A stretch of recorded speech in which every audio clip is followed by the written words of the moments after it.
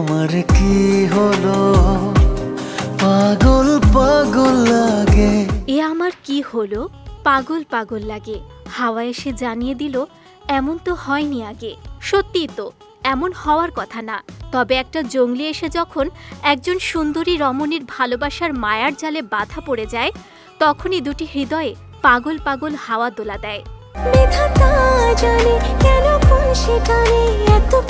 বলছিলাম আসন্ন রোজার ঈদের বহুল প্রতীক্ষিত সিনেমা জঙ্গলির প্রকাশিত নতুন গান বন্ধু গো শুনোর কথা।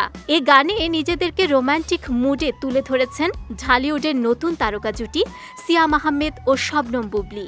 তাদের গভীর রসায়নে মুগ্ধ ভক্ত অনুরাগী থেকে শুরু করে সিনেমা বিশ্লেষকরা। তুমি ছাড়া আমি ছাড়া তুমি।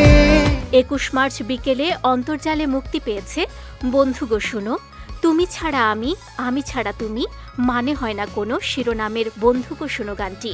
জঙ্গলি সিনেমার এই রোম্যান্টিক গানটি অন্তর্জালে আসতেই হুমড়ি খেয়ে পড়ছে বাংলা রোম্যান্টিক গানের দর্শকরা।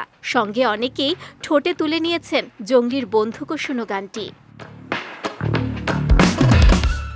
90 দশক থেকে যার সুরে মাতোয়ারা গোটা দেশ, সেই প্রিন্স মাহমুদ আবারও নিয়ে এলেন যেন চিরচেনা স্বাদ।